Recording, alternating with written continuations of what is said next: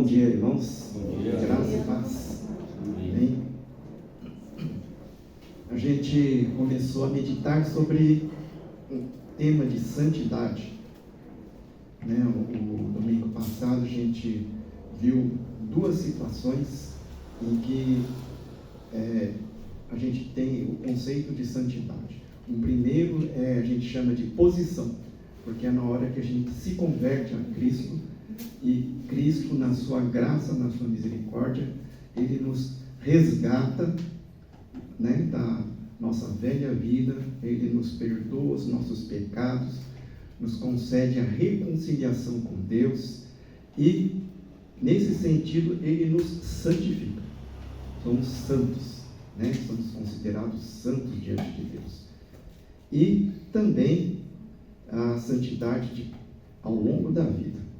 É uma santidade que é um processo de crescimento na santidade, ao longo da nossa vida. E, nesse sentido, é que nós vamos ver, daqui para frente, esse processo de crescimento. A gente usou, no início, um texto, assim como recebestes a Cristo, andai nele, erradicados, edificados nele. Então, esse andai em Cristo, esse processo de caminhada, que nós vamos ver. E nós vamos seguir aqui o texto em Colossenses, capítulo 2, versículo 8 a 15. E nós vamos fazer uma abordagem um pouco diferente a respeito desse tema de santidade. Vamos ver aqui Colossenses capítulo 2, de 8 a 15. Vou ler aqui. Tendo cuidado para que ninguém vos faça presa sua, por meio de filosofias e vãs sutilezas, segundo a tradição dos homens, segundo os rudimentos do mundo, e não segundo Cristo, porque nele habita corporalmente toda a plenitude da divindade. E tendes a vossa plenitude nele, que é a cabeça de todo principado e potestade, no qual também fostes circuncidados, com a circuncisão não feita por mãos, no despojar do corpo da carne, a saber, a circuncisão de Cristo, tendo sido sepultados com ele no batismo, no qual também fostes ressuscitados pela fé, no poder de Deus, que o ressuscitou dentre os mortos. E a vós, quando estáveis mortos nos vossos delitos e na incircuncisão da vossa carne, vos vivificou juntamente com ele, perdoando-nos todos os delitos. E havendo riscado o escrito de dívida que havia contra nós nas suas ordenanças, o qual nos era contrário, removeu do meio de nós, cravando-o na cruz.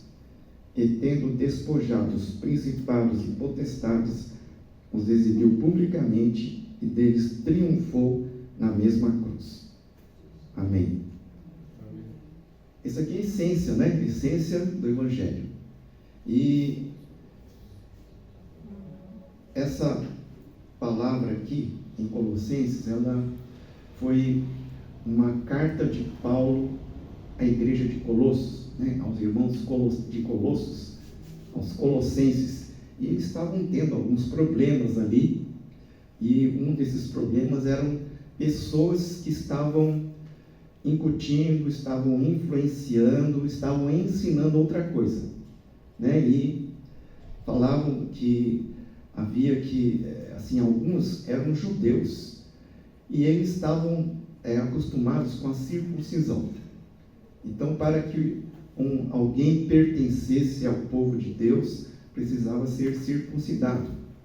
Isso é uma prática lá do Antigo Testamento, antes de Cristo. Mas esses judeus, aqui, nesse caso de Colossos, quando se converteram, eles ainda carregavam esse costume. E eles insistiam, intimidavam os novos crentes para que fizessem isso, porque sem isso não haveria salvação, não haveria espaço no reino de Deus para eles.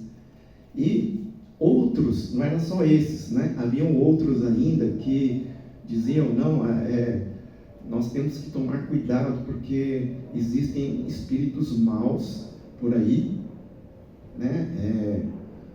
Vamos dizer assim, no ar, ali, onde a gente enxerga, que vão nos atormentar, que podem agir contra nós se a gente não obedecer essas coisas. Então havia assim várias influências, e os cristãos novos principalmente estavam um pouco temerosos, né? A igreja estava passando por dificuldades e havia uma confusão. Então o apóstolo Paulo precisou escrever essa carta colocando os pingos nos is. E começou assim, né? Dizendo, tendo cuidado para que ninguém vos faça presa sua, por meio de filosofias e vãs sutilezas, segundo a tradição dos homens. E eu gostaria de hoje de falar nesse ponto do tradicionalismo, que é uma coisa assim, uma coisa bem humana, nossa, que às vezes podem atrapalhar a nossa caminhada de santidade. E aqui, nós vemos aqui, né, ali para os Colossenses, havia esse problema ali, tradição dos homens. Em que consistia essa tradição? Né? A gente poderia, a partir daqui, pegar pelo menos umas duas vertentes de tradição. Uma vertente pagã, né? Uma vertente cultural, e uma vertente também bíblico-teológica. Né? Então vamos meditar um pouco sobre esses dois aqui. São pelo menos esses dois que nós enxergamos aqui nesse texto de Colossenses. Tradicionalismo, o que é isso? Né? É um zelo pela tradição. É quando alguém defende uma posição, né, sobre um assunto com unhas e dentes. Isso é um tradicionalismo. E aquilo está, assim, faz parte, né, faz parte dos horizontes da pessoa.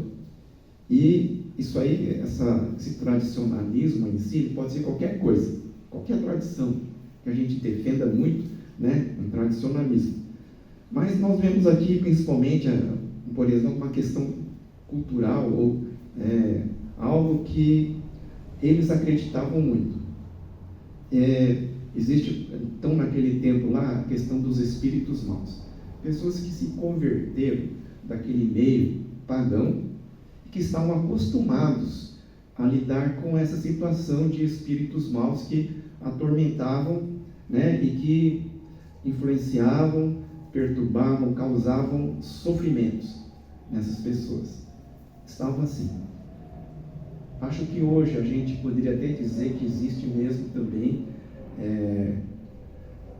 muitas linhas, né, de religiões que têm esse tipo de coisa, lidam com esse tipo de coisa, e pessoas que se convertem daí, quando convertem profundamente, eles não têm nenhum problema, né? Quando converte já nessa base de aqui, como está escrito, né, que entendendo que Jesus, ele cravou tudo aquilo que era contra nós, está lá na cruz, ele cravou lá na cruz, e que nós não temos mais que ficar atemorizados com esses espíritos maus, né? Quando alguém converte assim, fica tranquilo. Mas às vezes tem alguns que se converteram, mas ainda não exatamente, né, conseguem entender essa parte, e fica com medo, né? Então se converteu, mas ainda tem medo da vingança dos espíritos maus, porque foi prometido que se abandonasse eles vinham atormentar, né? Muitas vezes é assim, a gente vê muitas pessoas assim que tem um certo temor, certo receio. E essa carta é escrita, né, ele vem exatamente para nos fortalecer na fé nesse sentido e nos retirar todo o temor que possa haver, né? Ali haviam pessoas, né? Eu não sei aqui se eram convertidos ou não, mas supondo que fossem convertidos, eles ainda não estavam totalmente a par da obra de Jesus na cruz, né? Então, olha, se você não, melhor a gente obedecer eles, melhor obedecer tal, né? Porque senão esses espíritos aí podem nos fazer algum mal, pode vingar, pode fazer qualquer coisa, né? Então, havia esse tipo de coisa ali. Então, esse é o ponto de vista assim pagão, né? Já vamos dizer, algo que é deste mundo, né? Muitas vezes é aquela coisa de ação e reação, né? Se a gente passou do mal para o bem, passou das trevas para a luz de Cristo, às vezes fica aquela coisa, será que não vai haver uma retaliação aí, né? Isso aqui deve ser retaliação do inimigo, aquilo lá, né? Mas aqui neste texto, ele nos ajuda a tranquilizar, porque a obra de Cristo na cruz foi completa, né? Sem deixar nenhum resquício, nenhuma ponta solta para trás. Jesus fez uma obra completa, cabal e suficiente para nós. O que a gente muitas vezes precisa é tomar uma atitude de mandar embora esses espíritos maus, porque às vezes vem lá querer perturbar, mas em nome de Jesus nós temos essa autoridade de Jesus, né, baseada ali na cruz, para mandar embora qualquer mal, espíritos maus. Mas aqui ele continua falando, né, sobre essa situação, e também nós vemos aqui, por isso mesmo, quando ele diz assim, porque nele habita corporalmente toda a plenitude da divindade. Habita em Jesus toda a plenitude da divindade. Ele não é só um homem que veio a este mundo, né, para morrer numa cruz, morreu ali, homem de carne e osso, mas também ele é o próprio Filho de Deus. Ele é o próprio Deus, e por isso nele habita corporalmente toda a plenitude da divindade. Então esse é Jesus, acima de, né, qualquer potestade. Ele é o próprio Deus. Então eles não precisavam ficar com medo, achando que Jesus, mas Jesus foi ele aqui, né? Só era um homem, né? Ou talvez fosse um Deus menor, né? Um Deus assim, que vivia aqui, né? E está por aqui. Não. Paulo desmente, né, qualquer ideia que podia haver nesse sentido, porque eles muitas vezes falavam assim, um pouquinho antes, né, de espíritos elementares, são básicos, né, que podem causar algum mal. Fala, Jesus, ele está muito, muito acima disso. Ele é o próprio Deus. Ele, né, tem a plenitude, toda a plenitude da divindade. Jesus assim, não tem nenhum páreo, né? Nada que se compare, nenhum desses espíritos maus. Então, para colocar assim as coisas na devida proporção, na devida perspectiva. E então Paulo continua falando agora numa questão um pouco mais bíblico-teológica, né? Questão bíblico-teológica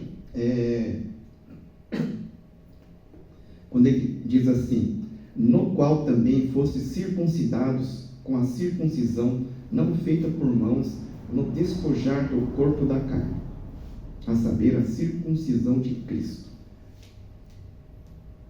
tendo sido sepultados com ele no batismo, no qual também fostes ressuscitados pela fé no poder de Deus, que o ressuscitou dentre os mortos. Então esta parte aqui já é uma parte que alguns judeus insistiam muito a questão da circuncisão. Teve até que eles tiveram que reunir, fazer um concílio ali em Jerusalém só para tratar desse assunto, né? Porque os judeus cristãos,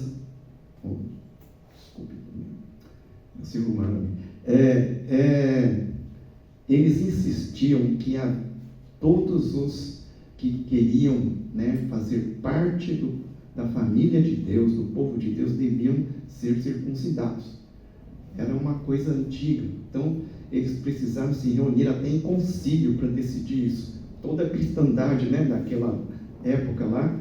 Então, eles decidiram: olha, nós não vamos colocar esse peso nas costas dos gentios, que não tem a tradição judaica, né? Nós vamos e colocar alguns pontos essenciais ali. Circuncisão era algo antigo, que explicava uma coisa antiga antes de Cristo, né? Fazer parte do povo de Deus. Mas agora ele explica que Jesus, né? A circuncisão de Jesus é o que nós tomamos posse. Qual é esse o sentido?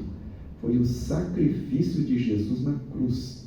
Essa, né, que nós entendemos como sendo a circuncisão de Jesus, no qual nós cremos, né, e do qual nós fazemos parte. Então não é mais uma circuncisão da carne, é uma circuncisão do coração. Por isso ele diz assim: e a vós, quando estáveis mortos nos vossos delitos e na incircuncisão,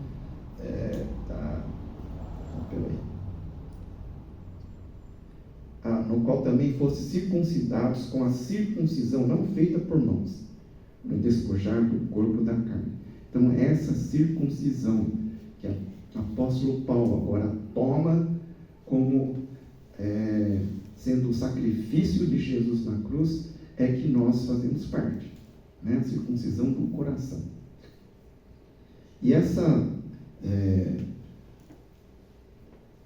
circuncisão tem uma expressão agora, e essa expressão é o batismo, né? Então, por isso ele acrescenta aqui: tendo sido sepultados com ele no batismo, no qual também fostes ressuscitados pela fé no poder de Deus, que o ressuscitou dentre os mortos.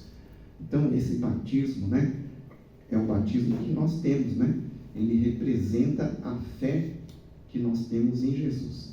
Representa a conversão que nós tivemos para Cristo em nossos corações, né? Representa a nossa reconciliação com Deus, que já ocorreu lá interiormente no nosso coração. Então nós expressamos publicamente através do batismo. E o batismo é uma dessas ordenanças de Jesus. Não é só uma coisa, né? Não é só um ritual, é uma ordenança de Jesus, através do qual o cristão é reconhecido, né, como aquele que realmente creu em Jesus e se converteu a Cristo, né, e foi, como diz aqui, circuncidado no seu coração. Então é isso que representa o batismo, a nossa entrada cabal na família de Deus, a nossa entrada cabal na igreja de Cristo, no corpo de Cristo, né? Então esse é o batismo que nós temos. E se a gente fosse pensar um pouco também sobre as nossas tradições bíblico-teológicas, nós temos várias, né? Assim, hoje em dia temos presbiterianos, tem uma linha, né? Assim, uma ênfase, são cristãos, mas tem uma ênfase. Tem os metodistas, aliás, os metodistas nós fazemos parte um pouco, né, na nossa origem. Tem os batistas, tem Assembleias de Deus, né? Tem Universal, tem Deus é amor. Deus é amor, né? Tem vários assim, Internacional da Graça, tem várias igrejas, e tem a Hollings também. A nossa igreja Hollings, ela tem uma tradição Wesley arminiana. Isso quer dizer wesleyana, que vem da raiz metodista, e arminiana, que vem de Armínio, né? É uma linha teológica, uma linha mais no sentido espiritual. Wesleyano é algo assim, a questão do método, né? Os metodistas, eles têm esse nome por causa do método.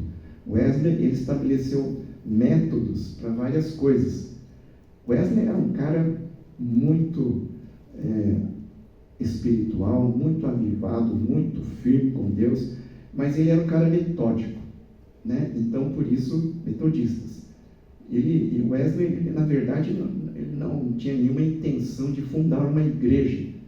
Era um movimento, o que era um movimento wesleyano, mas acabou virando uma igreja, né? É que nem a Holiness. Holiness no Japão não era para ser uma igreja, era para ser um movimento de avivamento nas igrejas. Mas acabou virando uma igreja, uma denominação.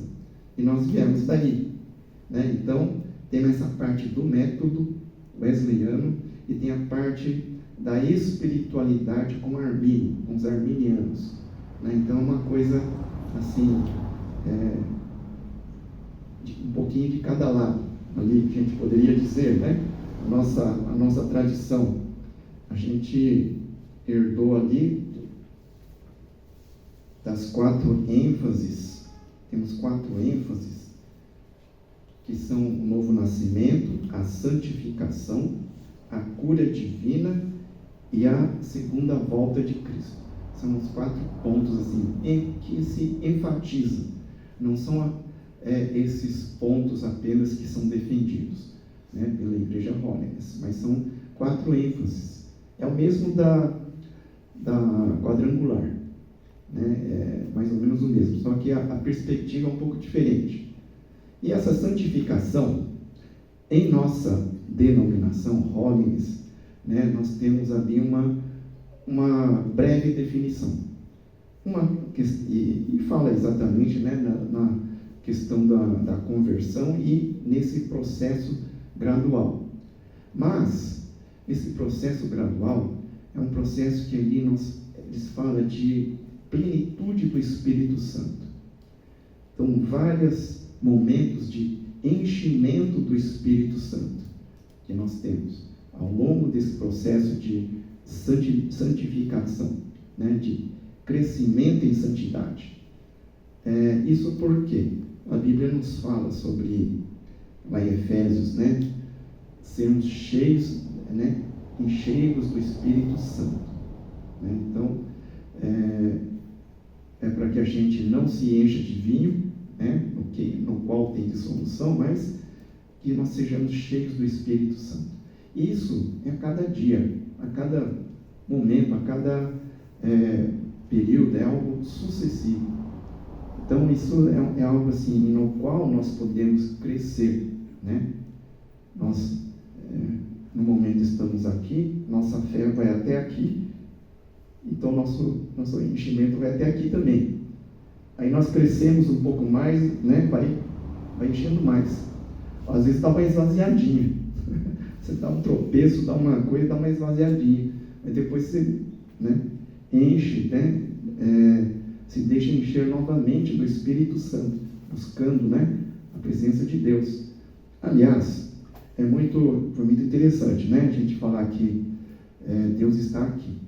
É uma grande verdade. Deus não está só aqui, está, né, conosco todos os dias, porque é Jesus que nos promete: eis que estou convosco todos os dias até a consumação dos séculos.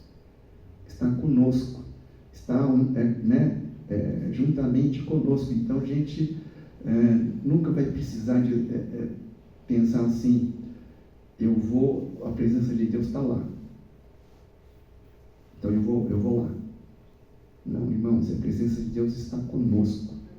A partir do momento que nós cremos em Jesus, né, Ele vem habitar em nossa vida, Ele está conosco até o fim, não nos abandona, né? Exatamente essa palavra: não nos deixará nem nos abandonará.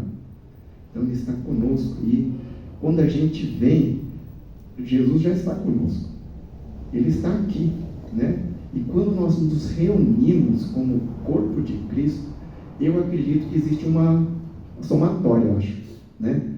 A Bíblia não fala assim, mas eu acho que existe uma somatória de presença de Deus, né? Que já está aqui, mas cada um vem somar. Isso já né, é uma suposição minha, tá, irmãos? Mas assim nós ficamos mais fortes, né? Mais fortes como igreja, como corpo de Cristo, do que sozinhos. Sozinho, né? Também a presença de Deus está conosco. E se a gente fosse pensar assim bem racionalmente, lá, por exemplo, Elias lutou, quer dizer, não ele, mas ele enfrentou 400 e tantos profetas de Baal. Esses profetas de Baal eram os bambambam ali do mal, né? Naquela época, profetas que dominavam ali a terra, aquela região e tudo mais. Ele ia sozinho ali, ele enfrentou, mas é o Espírito de Deus que estava ali com ele, né? A presença de Deus com ele, que não deu nem para o cheiro, né? Queimou tudo ali. Então, irmãos, é essa presença de Deus que nós temos em nossas vidas, né? Na nossa caminhada diária. E é essa presença de Deus que nós já temos aqui, né? Neste lugar também, né? Talvez a gente podia dizer de uma maneira diferente, mais intensa, né? Pode ser isso, né? Mas quando a igreja se reúne, por isso Jesus, quando diz, quando 2 ou 3, né, estiverem reunidos em meu nome, ali estou com eles. Acho que eu vou ver, viu, irmãos, vou dar uma olhada, mas acho que essa presença é um pouco diferente daquela individual. É quando se reúne em nome de Jesus, talvez uma outra coisa, tá? Eu vou trazer para os irmãos algum dia esse tema de volta. Mas Deus está presente aqui, está presente lá, onde nós estivermos. Deus está ali conosco. Seja aonde for. Se a gente fosse um astronauta, estivesse do outro lado da Lua, ali Deus também está presente, né? Alguns pensam, nossa, mas e aqui no nada, nesse vácuo? E agora, se acontecer alguma coisa aqui, olha, irmão, Deus está ali com você. Deus está ali. Onde nós estivermos, né, Deus está ali conosco. Todos nós que recebemos a Jesus em nossa vida, temos essa presença de Deus nos acompanhando todos os dias até o fim. Mas então, voltando aqui, um problema, às vezes, que a gente enfrenta, quando a gente fala de tradição, de tradicionalismo, é que quando nós seguramos, quando nós abraçamos, quando nós encravamos as nossas unhas e não soltamos, né? E seguramos algo que pode não ser tão bíblico assim, né? Então, às vezes é uma tradição que vira um tradicionalismo.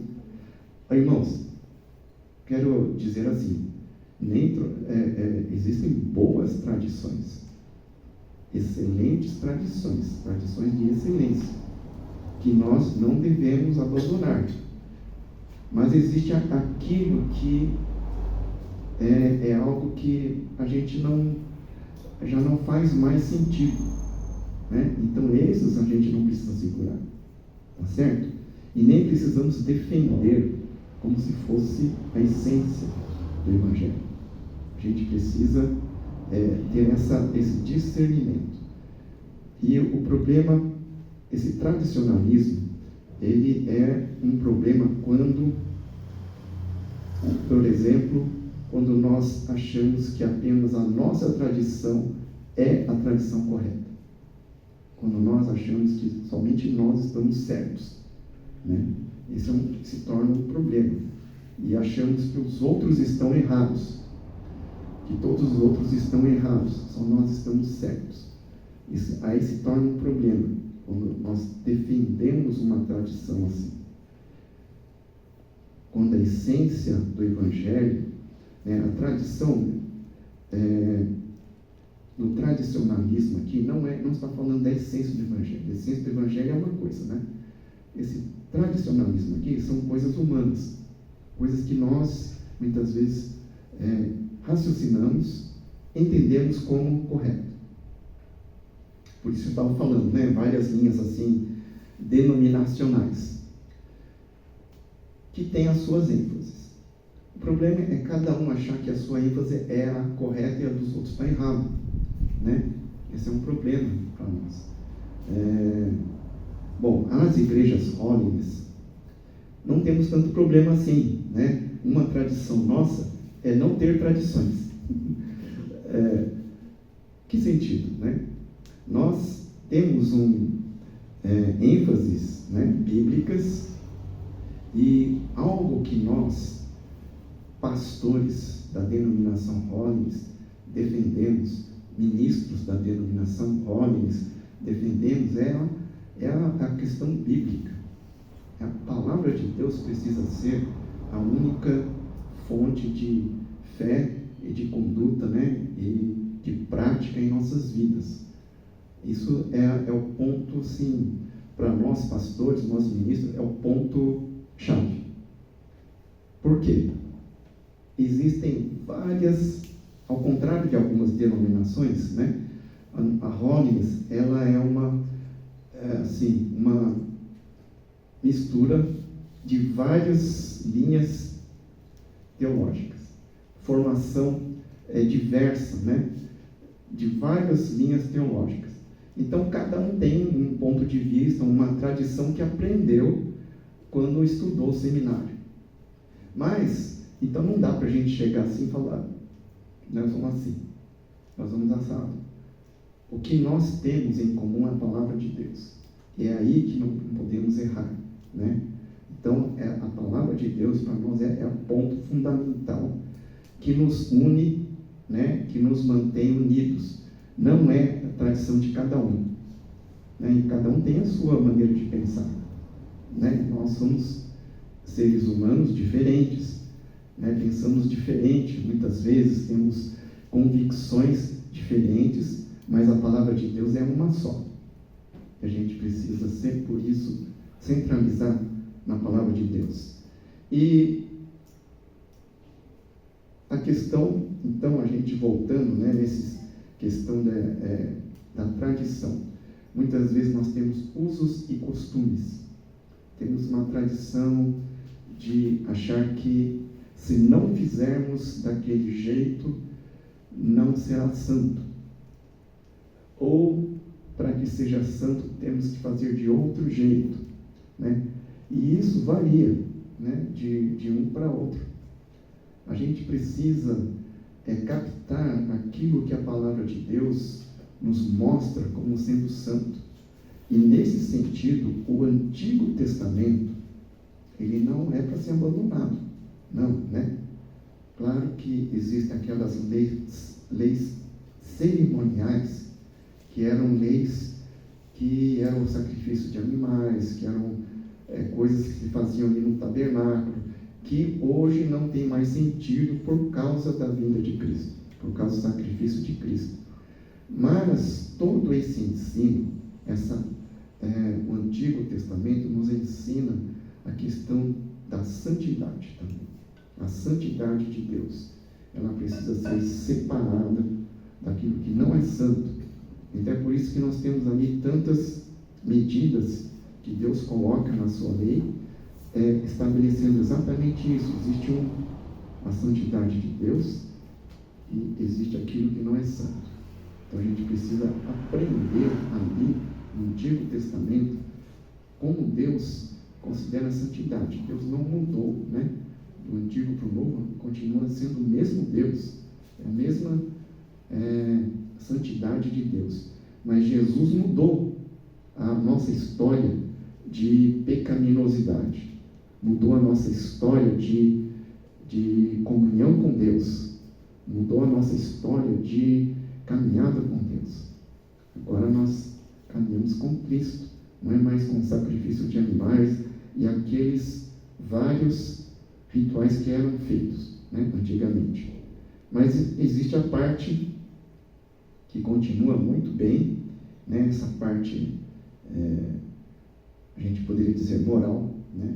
Os 10 mandamentos ali são leis morais, transcendentais, transcende o tempo, né? Os 10 mandamentos são válidos lá e aqui conosco. E nós vemos ali, então, a tradição, né? Esse é um problema. Muitas vezes achar que a santidade se resume a certos comportamentos, né, externos, né? Achar que dá ênfase a coisas externas, coisas que as pessoas veem, né? Então, achar que isso seja santo. Então, a gente precisa tomar cuidado, né?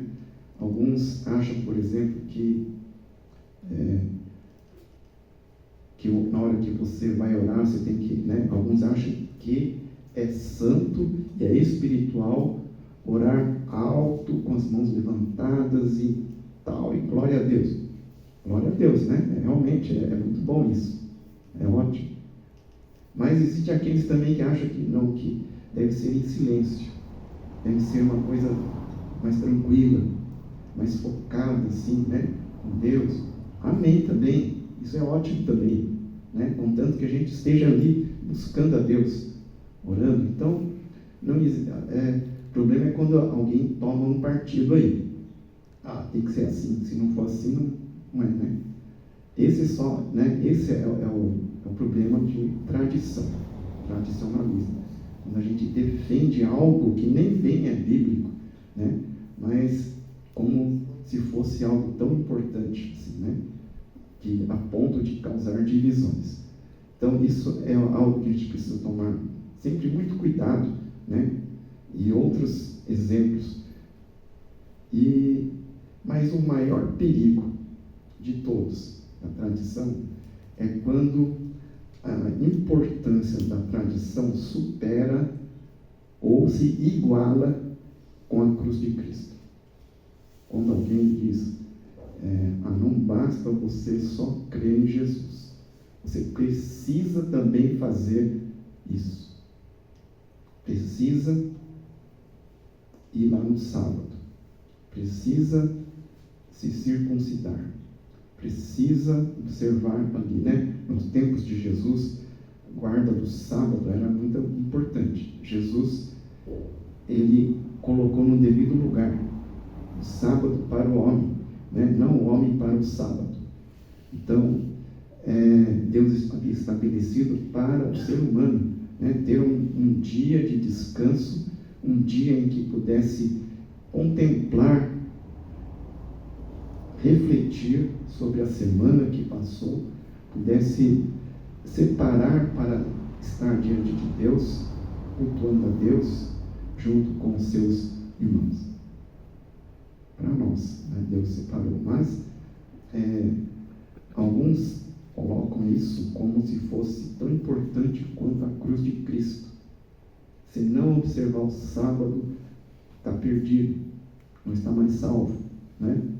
Ou se não fizer tal coisa, você não vai ser salvo.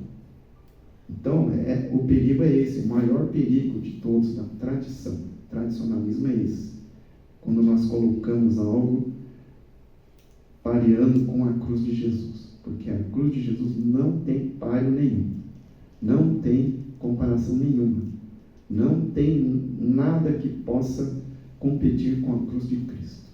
A cruz de Cristo é o ápice, é o clímax, né, do plano de salvação de Deus para nós. Não existe outra coisa ali, além da cruz de Cristo. Então, é isso que a palavra de Deus nos diz. E é isso que a gente, como tradição, né, bíblica, mais importante é essa, a cruz de Jesus. E se nós confiarmos mais na tradição humana do que em Cristo, a gente pode acabar se enganando no caminho da salvação. Podemos acabar mostrando em nossas vidas apenas algo externo, apenas práticas que nós achamos que são boas e que por causa disso vão nos levar para Deus. A gente acaba se enganando com isso, né? No sentido de que, na verdade, Jesus já fez tudo por nós. E aí sim, nós, em gratidão, em reconhecimento, né? E também porque é o próprio Espírito Santo quem nos move, é que nós vamos servir a Cristo, fazendo muitas vezes algo, né? Demonstrando isso para o nosso próximo, para aqueles que nos rodeiam. Aí sim, né? Essa é o caminho. E a gente assim precisa lembrar a última coisa aqui. Às vezes nós temos aquela tradição, né, de pessoa espiritual. Quem está realmente no caminho são aqueles que demonstram sinais externos. Mas a gente precisa sempre ter em mente o fruto do Espírito em nossas vidas. Às vezes nós queremos colocar, e não é errado, não é ruim, é muito bom, dons espirituais. Quem dera todos nós tivéssemos montes de dons espirituais.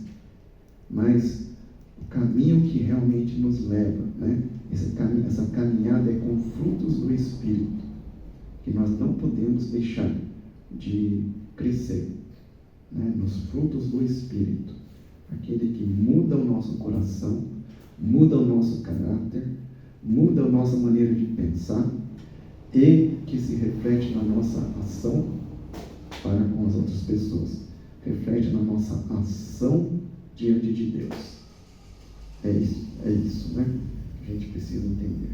E existe a boa tradição, né, que eu já falei, o Evangelho, segundo Tessalonicenses, capítulo 3, versículos 5 e 6, é um momento em que Paulo também, agora aos Tessalonicenses, ele fala do Evangelho ali, e nesse ponto, versículos 5 e 6, ele diz: ora, o Senhor encaminha os vossos corações no amor de Deus e na constância de Cristo. Mandamos-vos, irmãos, em nome do Senhor Jesus Cristo, que vos aparteis de todo irmão que anda desordenadamente, e não segundo a tradição que de nós recebestes. Aqui é porque naquele momento tinha alguns problemas lá de alguns irmãos, estavam lá andando desordenadamente mesmo, estavam fazendo coisas que não deviam. Mas, apesar de se dizerem crentes, né, e fazerem outra coisa. Mas ele fala, não segundo a tradição que de nós recebestes. Essa tradição é a tradição do Evangelho, não é a tradição humana, né? Então, Paulo, ele está falando sobre essa questão do Evangelho. Então, se os irmãos depois quiserem ler, 2 Tessalonicenses, capítulo 3, né, a gente tem lá um pouco mais claro isso daqui. E Paulo também, ele fala sobre o seu padrão, mas era outro padrão, né? Paulo, que ele tinha estabelecido e que era contrário àqueles outros, né, que estavam aprontando alguma hora. Para a gente concluir, a tradição, quando ela é boa, ela pode e deve ser continuada. Mas quando foge dos objetivos do Evangelho, quando não faz mais sentido, foge da palavra de Deus, né, e seja prejudicial à fé e ao povo de Deus, a gente precisa deixar. A gente precisa estar disposto a deixar de lado, né, e ver aquilo que a palavra de Deus nos ensina. E a gente possa refletir, principalmente, né, no nosso relacionamento com Deus, e um relacionamento com Deus que reflete no nosso relacionamento com o nosso próximo. É isso que a gente precisa refletir, né? Essa santidade, que tipo de santidade nós queremos viver? Então, qual é isso? Tá, irmãos? Vou deixar essa pergunta para reflexão em nossas vidas, a partir deste texto que nós lemos. Amém? Vamos orar?